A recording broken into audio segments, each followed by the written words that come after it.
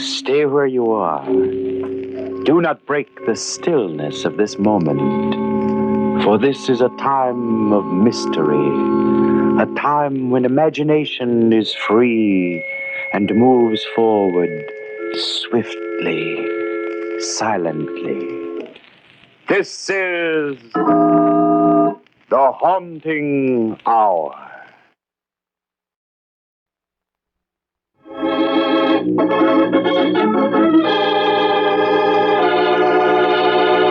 Murder wears a strange mask.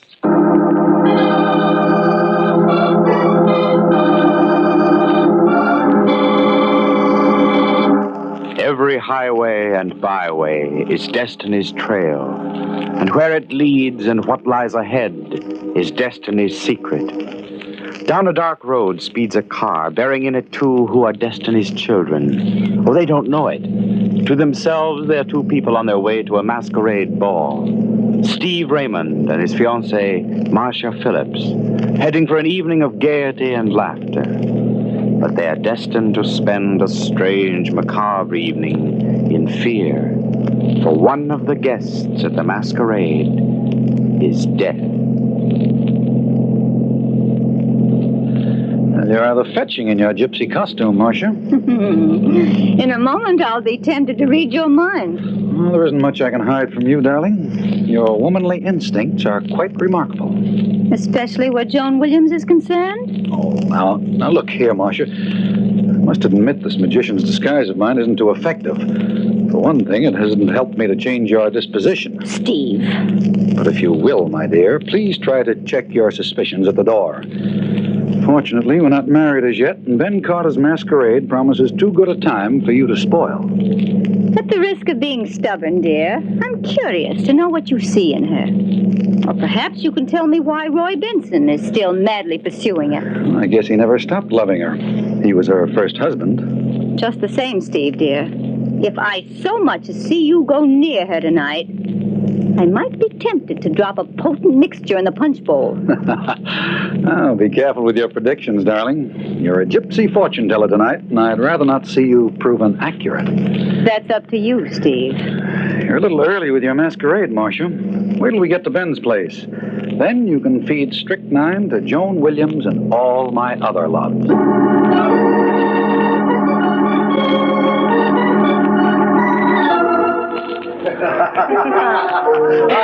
Hello, Steve. Marcia. Oh, pardon me. I'm not supposed to know who you are. That wasn't fair, Ben. What else could we expect from my partner, dear? He knows every hair on my head. Well, don't fear. I won't give you away. Well, you both look perfect. You've adopted a rather simple costume, Ben. I've used this clown suit for 15 years. It's a durable disguise. Good heavens. What's that fellow in the black tights and shirt supposed to be? Oh, he's posing as the Royal Executioner. Who can it be, Steve? It's hard to tell from here. I don't seem to recognize him. Steve, I've simply got to find out who that executioner is. Oh, now, Marcia. He's just over there. Can't you wait till midnight? Quiet, here he is. Why, I beg your pardon? Good evening. That's a very unusual costume you're wearing. Thank you. I merely borrowed it from a friend of mine.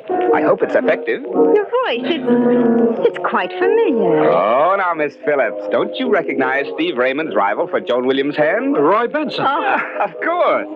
I follow Joan everywhere, and especially on a night such as this. I couldn't resist seeing her dressed as Cinderella.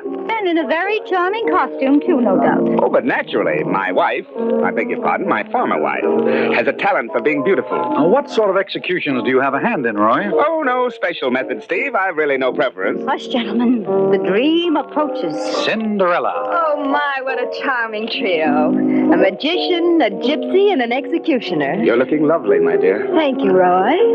How are you, Marcia? I don't know. As yet. How are you, Steve, dear? Looking for a glass slipper, Cinderella? And perhaps a way to break our engagement. Perhaps. Quiet, everyone. Ben's getting ready to speak. Ladies and gentlemen of the masquerade, as master of the revels, I welcome you to the ball. You've been asked here, disguised in the roles for which you have all longed these many years. You're all strangers to one another, your identity known only to yourselves. Thus you will remain till midnight. But till that hour, The mystery of the unknown is yours. The excitement of living a dream is in your hands. I see a magician here, a peasant, a statesman, a clown such as myself, and oh, there's Cinderella, who at midnight will find that dreams must end. But until the clock strikes, give yourselves to music and wine and dancing.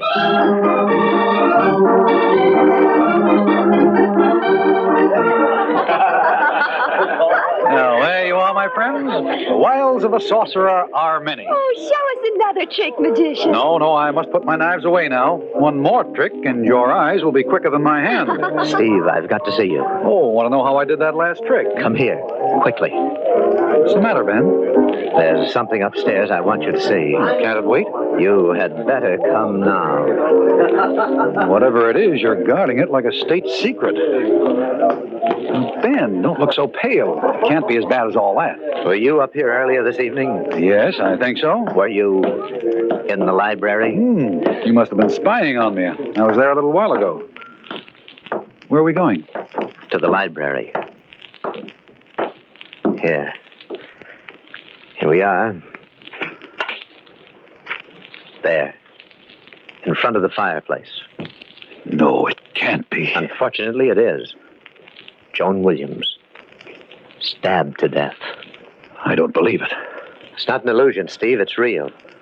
I found her like this a few minutes ago. But how did it happen? I thought you could tell me. What are you talking about? Look at that knife closely. Good heavens. Isn't that one of the knives that you were using in your demonstration tonight, Steve? Oh, you're talking nonsense, Ben. I didn't kill her. Who said you did? Well, you inferred it. Oh, what's the sense of this wrangling? Joan's dead. I didn't do it, but I want the man who did. There's a set of prints on the knife handle, Steve. If they match yours, well, that's the answer. You're pretty well convinced that I murdered her, aren't you, Ben? We'll let the police decide that. I'm going to call them. Well, no, you can't, Ben. You've got to give me a chance first. No? What do you mean? I swear to you that I didn't do it, Ben. Now, you've got to let me find who did. Just a few hours, that's all I need. Just till midnight. All right, Steve. Till midnight, then.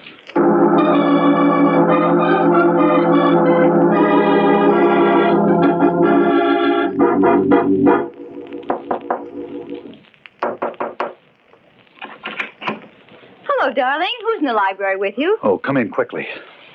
Ben told me that you were hiding away in here. No! Steve, you killed her. No, I didn't do it. I'm wondering if you did. Don't be a fool, Steve.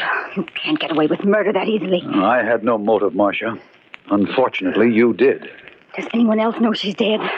Ben found the body. And he's called the police. No, he's given me till midnight to find the murderer. Oh, what a complete waste of time. Not altogether, Marcia. Have you forgotten your prediction earlier this evening? That's of no importance. I'll admit I'm glad she's dead. But my wishing it didn't put that knife in her back. That remains to be seen, darling. Let's get it over and said with, Steve. I hope you're guilty. I hope they hang you. You've treated me like a fool. You ask for everything you're going to get. I didn't know you could be so vicious, Marcia. I only hope that I'll be able to testify against you. Thank you, my sweet. I'm not interrupting, am I? No, I'm leaving. Good luck, Steve. Don't go too far away, Marcia. You might be very helpful to me. I'll be here when the police come. So long, Marcia. Well, we both lose, Roy. Yes, so Ben told me. He also said he thinks you did it, but I don't agree. Thanks. But how about some evidence? Haven't you any ideas at all? No, but that executioner's costume of yours worries me. I'm sorry, Steve, but this is my night off. My record's as clean as yours. How about Ben? I can't figure out a motive for him. Well, he's my business partner. He might be trying to pin this on me. Very weak, old pal. Would you have a motive? Well, I wanted her to marry me again, but she refused. Said she was waiting for you to make up your mind. The police could claim I killed Joan to get her out of the way. Oh, they'll dream up some motive. I'll tell you what I'll do, Steve. I'll come in with you. I don't think you did it, and I've as much at stake as you in finding the murderer. Thanks, Roy. But we've got to work fast. I want to talk to Marcia. She had a pretty good motive for killing Joan. Yes, jealousy is still fashionable, Roy. That's a good lead. You'd better quiz Ben. See what you can find. He's been pretty anxious to call the police. I wonder what he's hiding. Suppose you rattle a skeleton or two in his closet, Steve. Maybe we'll come up with a murderer.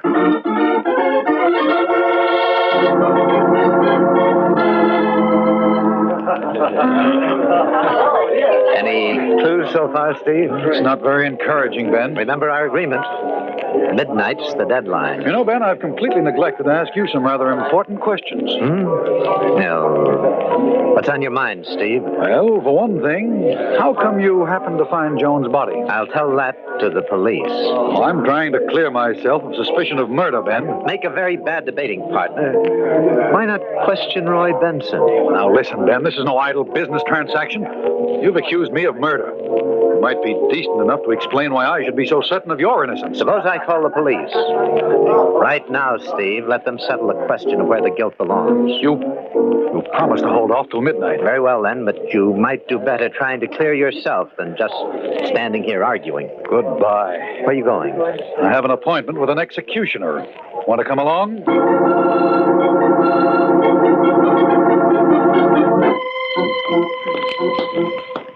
Is Roy waiting in the library? Yes. That's strange. What's wrong? The door's locked, but the key is in the lock. Here, let me open it. Here we are.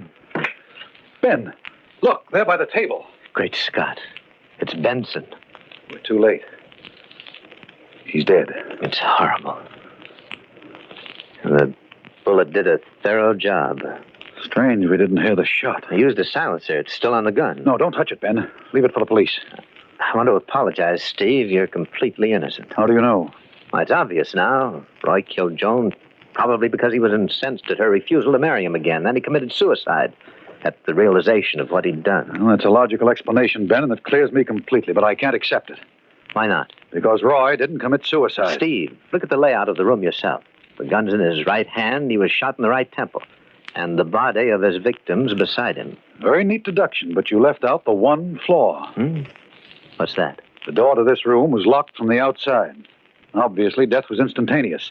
If Roy had shot himself, he couldn't have locked the door from the other side. Yes, you're right. I unlocked that door myself. Yes, Roy Benson was murdered, and the killer must have been frightened away while he was locking the door. Then you're still implicated. But it's a rather gruesome joke on you. Somebody killed the executioner. A murderer has a sense of humor. Fine. Maybe my laugh's coming up.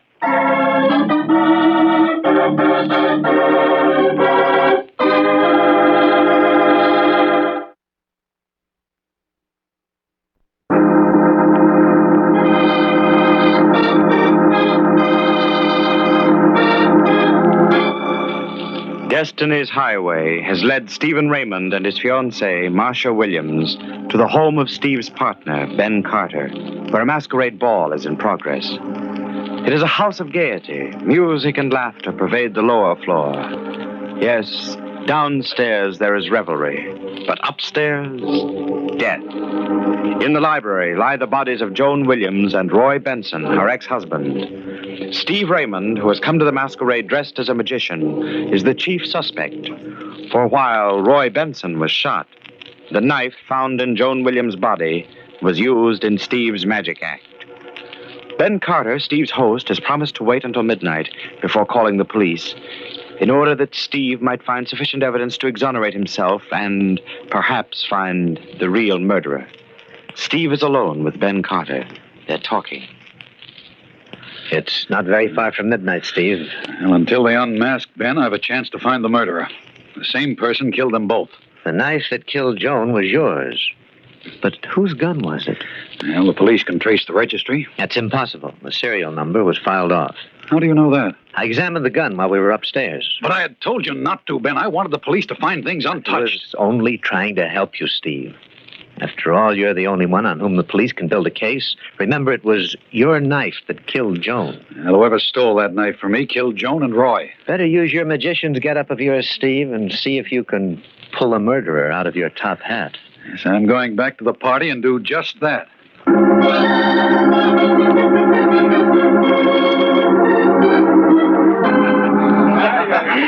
Oh, you must be a a real magician. Yes, madam, I'm a successful stockbroker. Same thing. How about another trick? Oh, I'm sorry, but I've concluded my last performance. For a long while, I'm afraid. Steve, I've got something to tell you. What is it? I can't tell you here. Come into the next room. All right.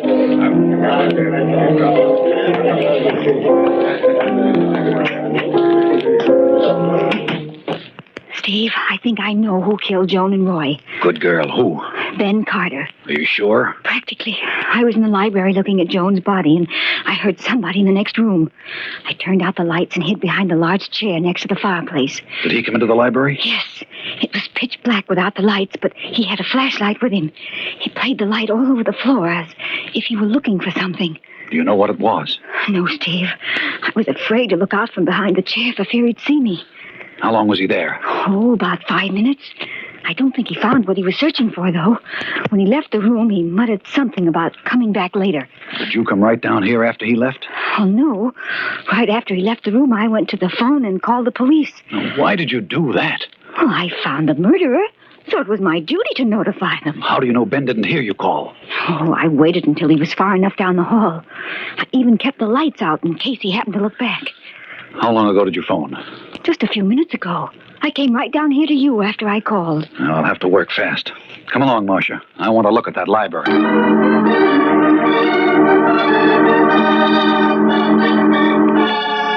Oh, no light showing under the door. Let's go in.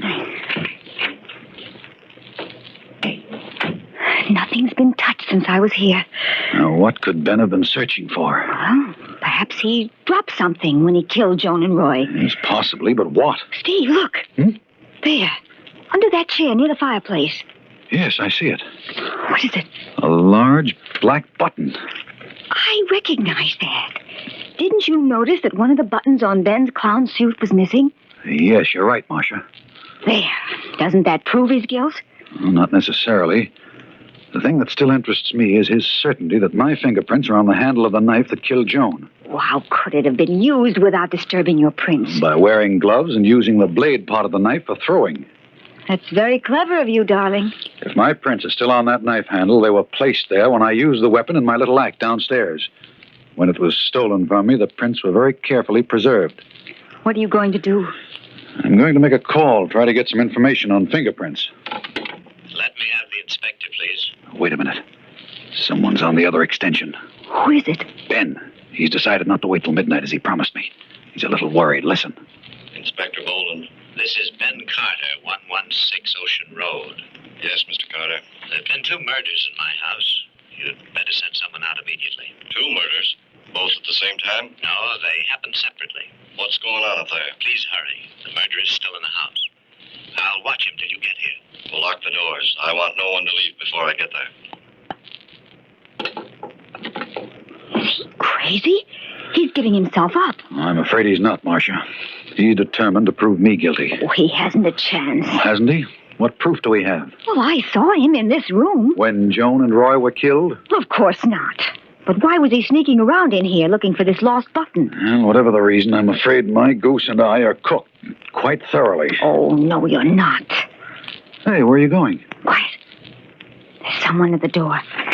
I think you ought to know I called the police. They'll be here shortly. Yes, I know. We heard you on the phone, Ben. I wouldn't advise either of you to leave the house. Why don't you stop all this pretense, Ben? We know you killed Joan and Roy. Marcia's still loyal to you, Steve. I was behind this chair earlier this evening when you came up here prowling around with a flashlight. Well, why didn't you help me find what I was searching for? Was it this? Yes. Yes, the button from my costume. Please give it to me. Oh, no. This goes to the police. Well, Oh, don't be absurd, Marcia. I lost it up here before the ball began. I'm sorry to contradict you, Ben, but it was on your clown suit when we first came tonight. Well, Thanks for calling the police, Ben. All right, I admit I lost it up here after Joan and Roy were killed. I wanted the button back because I knew it would look suspicious if the police found it. Mm-hmm. It's midnight. I have to end the masquerade. Yes, and we mustn't delay the master of the revels. Coming, Steve? Yes, might as well, Ben. We'll keep an eye on one another until the police decide which one of us is the murderer.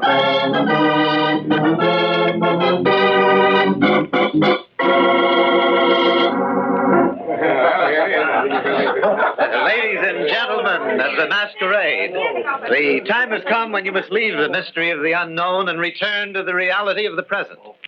The peasant will become a wealthy man, the clown a respected philosopher, the beggar a statesman. This is the moment. Unmask, please. Ben, the police are in the hall. Take care of them for a minute, Steve. I'll be right back. Oh, I'll give them all the clues they require. Well, what's the delay? Mr. Carter will be here in just a moment, Inspector. My name's Steve Raymond. I believe that Mr. Carter considers me the principal suspect. Did you do it? No. I hope you'll believe me. I believe no one, only evidence. Would you care to see the bodies? I want to see Mr. Carter first. Come on, Inspector. That came from the garden. Then that's where we're heading for. Let's go.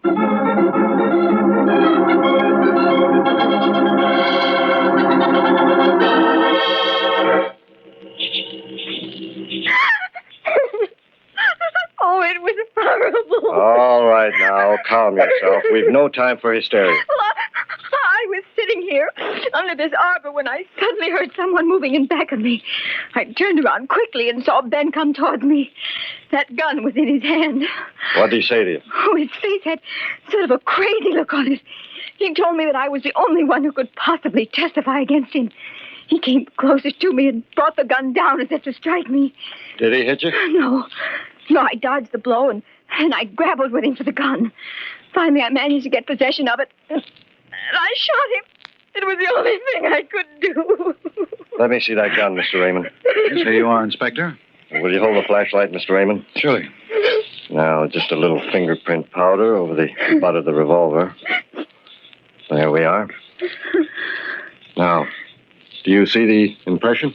Yes, there are two distinct sets of prints on the butt. Just as I told you, Ben and I fought for the gun. Is your conclusion the same as mine, Mr. Raymond? I'm afraid it is, Inspector. Marcia lied in her story. That's ridiculous, Steve. Don't you see the two sets of prints? That's just it, Marcia. If you and Ben had fought for possession of the gun, the two sets of prints would have been smudged and blurred. Not distinct and clear as they are now. It was very convenient of you to tell that story. Why'd you try to kill this man? Try. He's dead, isn't he? Not quite. Fortunately for him, one bullet missed and the other just creased his scalp. He'll be around shortly and in fine shape to testify against you. This was your second mistake, Marcia. I first became suspicious of your sudden reformation in my behalf when you told me you dialed the police telephone number in the darkened library. I was convinced you hadn't phoned when we listened in on Ben's call to police headquarters. It was obvious from the inspector's reaction that it was the first report of the murders he had had. Watch out, young lady. Don't make me chase you through the garden. I'm not that young anymore. Let go of me. Go of me. Of course I killed him. Joan was a worthless fool trying to take you away from me. I stole your knife and used it the way you guessed I did. Your prints were on the handle, but Ben didn't know for certain whether they were yours. Why did you kill Roy? He accused me of killing Joan, and he told me that he had the proof to back up his charge, and I couldn't take a chance. If I hadn't locked the door, you would never have guessed that it wasn't suicide. One mistake is all that's needed, young lady. Well, Mr. Raymond, I guess that's about all. Yes, Inspector. I'm afraid the masquerade is over.